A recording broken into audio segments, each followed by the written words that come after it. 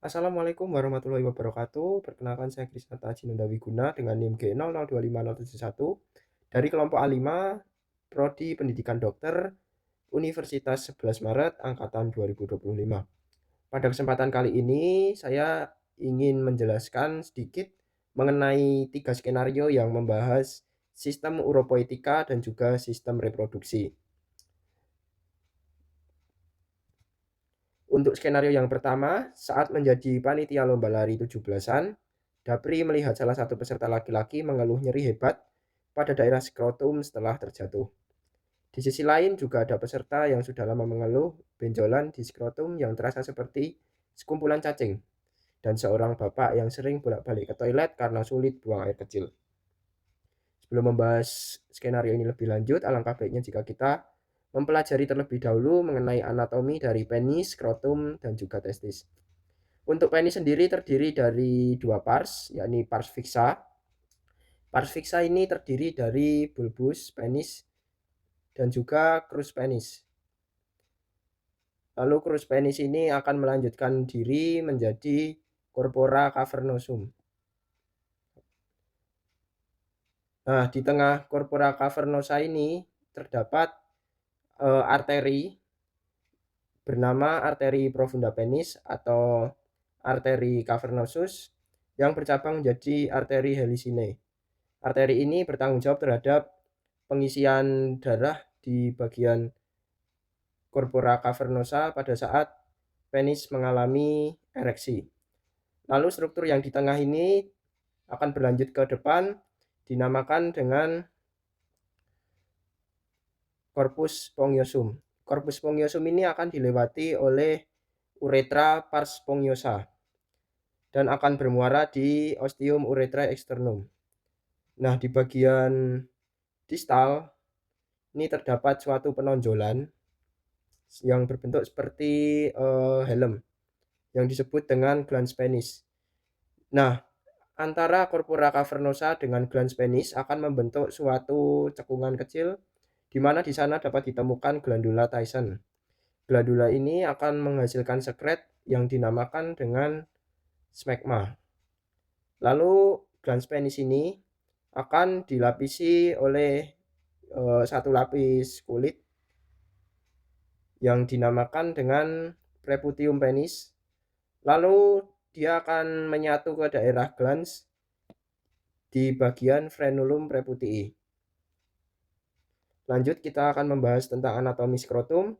Skrotum sendiri terdiri dari 9 lapis utama. Untuk lapisan dari luar ke dalam, yang pertama ada kulit, lalu yang kedua ada fascia et musculus dartos. Lalu yang ketiga ada fascia spermatica externa. Yang keempat ada musculus cremaster. Yang kelima ada fascia spermatica interna. Lalu yang keenam dan ketujuh adalah tunica vaginalis, lamina parietalis, et visceralis. Lalu yang lapis lebih dalam lagi nanti ada tunica albuginea. Lalu di dalamnya lagi ada tunica vasculosa, lalu ada testis. Nah, di dalam skrotum sendiri seperti yang diketahui terdapat testis yang digantung oleh suatu struktur dinamakan funiculus spermaticus. Funiculus spermaticus ini dibungkus oleh fascia spermatica externa, musculus cremaster, serta fascia spermatica interna.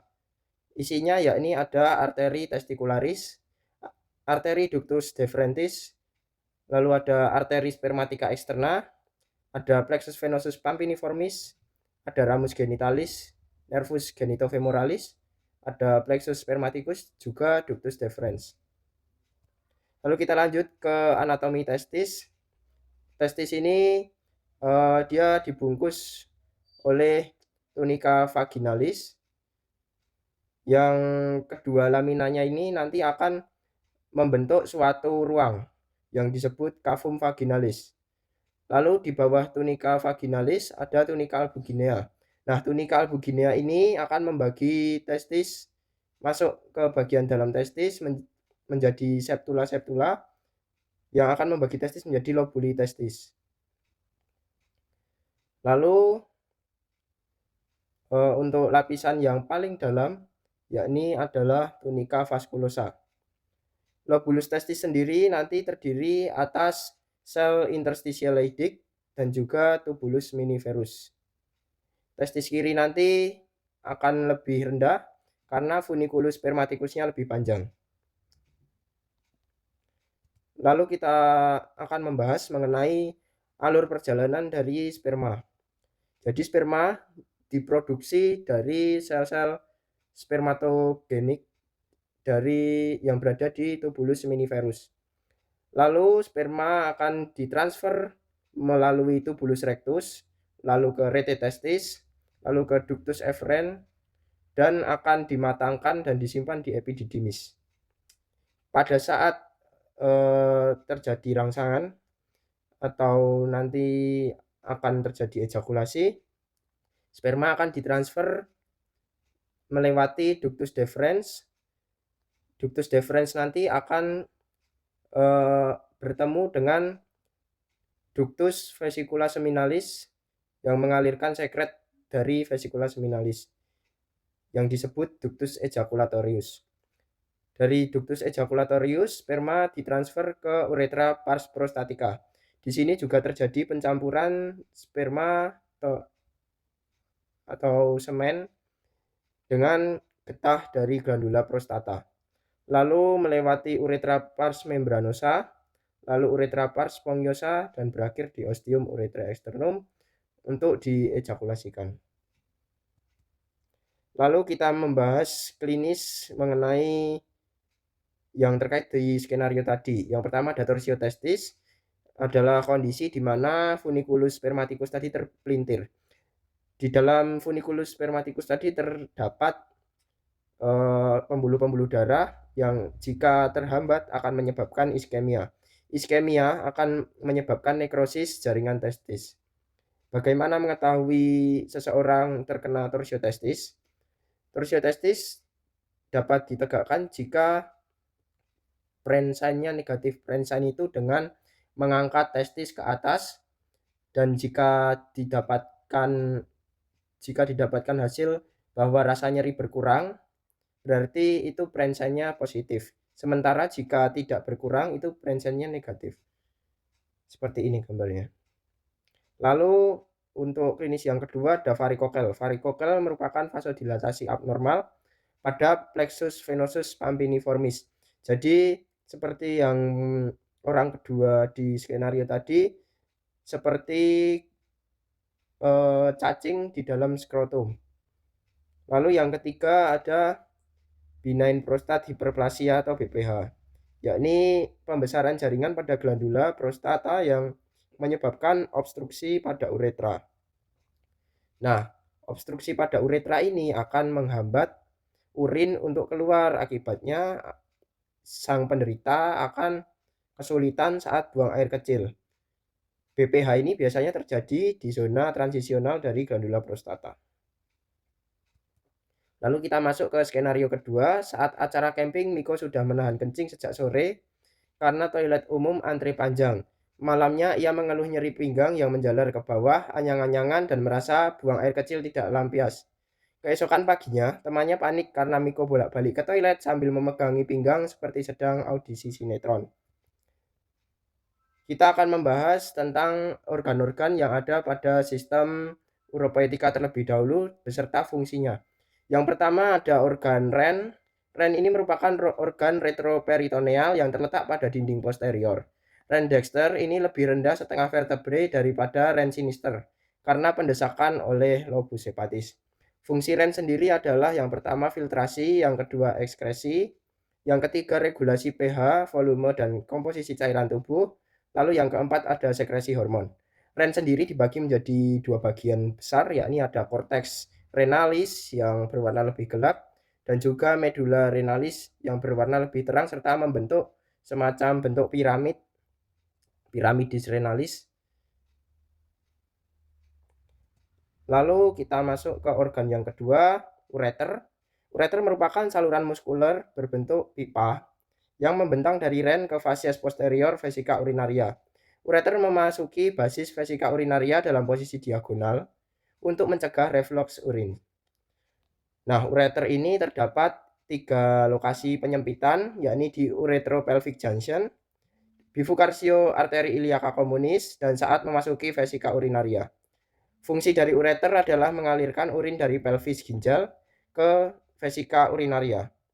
Lalu organ berikutnya yakni vesika urinaria. Vesika urinaria adalah suatu kantong muskulus membranosa yang berfungsi untuk menampung urin. Berbentuk seperti piramid, memiliki apex. Nah, di apex ini nanti akan dilekati dari ligamentum umbilicale mediale yang merupakan sisa dari chorda oracus.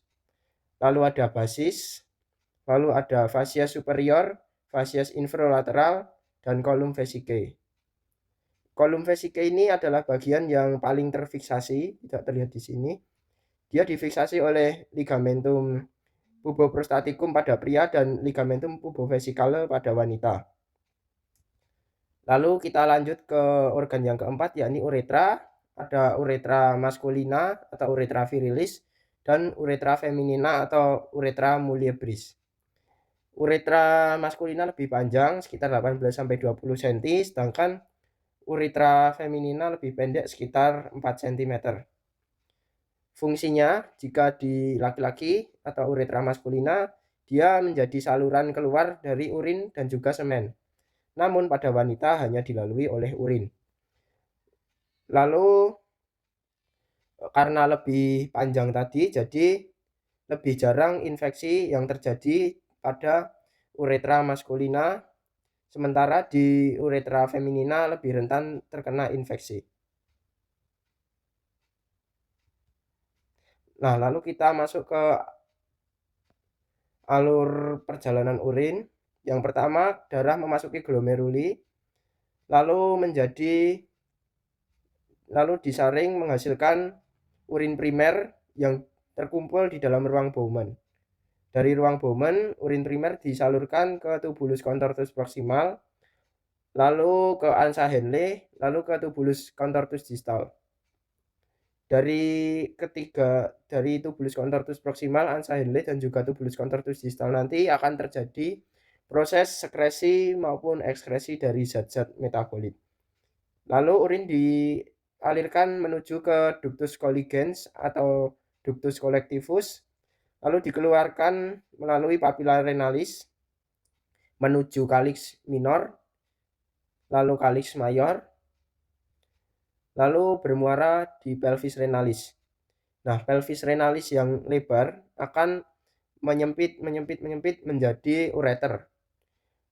Ureter mengalirkan urin dari pelvis untuk ditampung di vesika urinaria sampai keinginan berkemih itu muncul.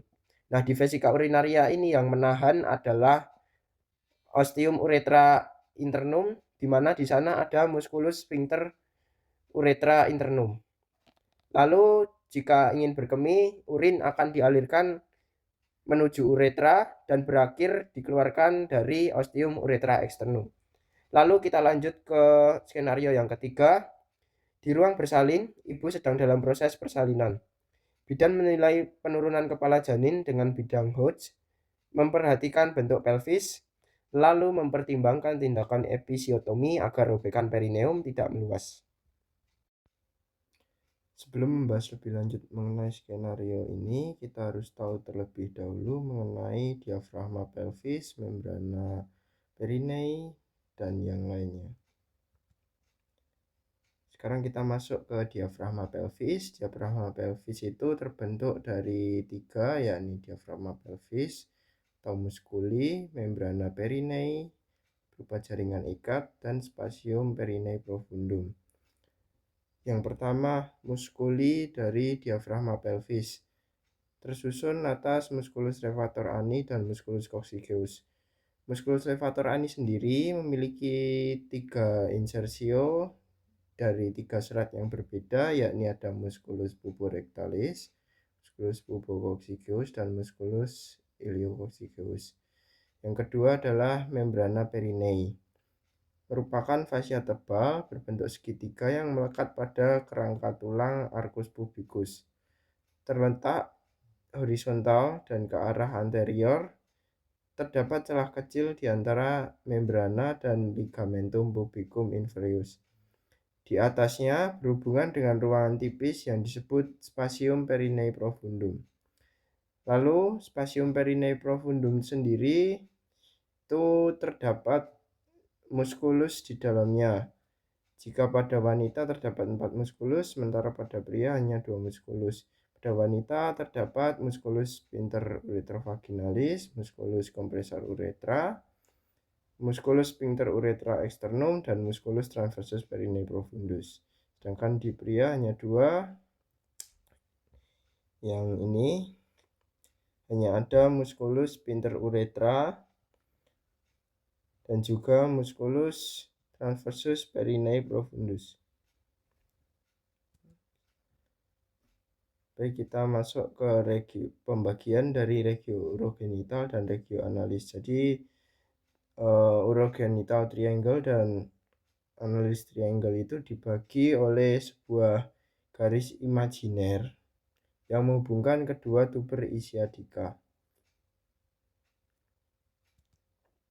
Nah, isi dari regio urogenital sendiri berbeda antara pria dan wanita. Pada pria itu terdiri dari yang paling luar terdiri atas kulit, fascia perineum superficialis, fascia perineum profunda, spatium perineum superficialis yang berisi musculus transversus perineum superficialis, musculus ischiocavernosus dan musculus bulbocavernosus, fascia diafragma urogenital inferior atau membrana perineum, spatium perineum profunda yang berisi musculus transversus perineum profundus, musculus sphincter uretra externum, serta glandula bulbouretralis, dan fascia diafragma urogenital superior di bagian yang paling dalam.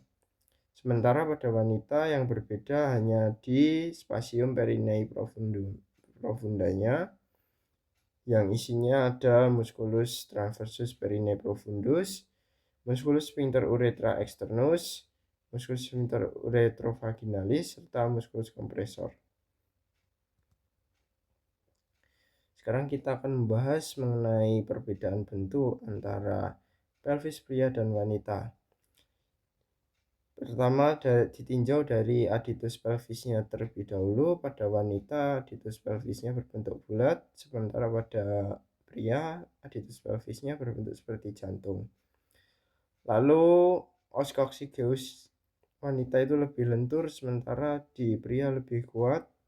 Lalu tulang-tulang penyusun pelvisnya itu jika wanita tipis dan cenderung rapuh, sementara di pria tebal. Lalu arcus pubisnya di wanita itu membulat, sementara di pria sempit. Lalu spina isiadikanya untuk di wanita itu tidak menonjol, sementara di pria menonjol. Lalu kita akan membahas bidang Hodge. Yang pertama ada bidang Hodge 1. Bidang Hodge 1 ini setinggi aditus pelvis atau setinggi tepi atas dari simfisis pubis. Lalu bidang Hodge 2 setinggi dari tepi bawah simfisis pubis yang sejajar dengan bidang Hodge 1 tadi. Lalu bidang Hodge 3 setinggi spina isiadika yang sejajar dengan bidang Hodge 1 dan 2. Lalu bidang Hodge 4 setinggi os coccygeus yang sejajar dengan bidang Hodge 1, 2, dan 3. Lalu kita masuk untuk membahas klinis mengenai metode episiotomi. Jadi metode episiotomi ini bertujuan untuk mencegah ruptur dari musculus sphincter ani.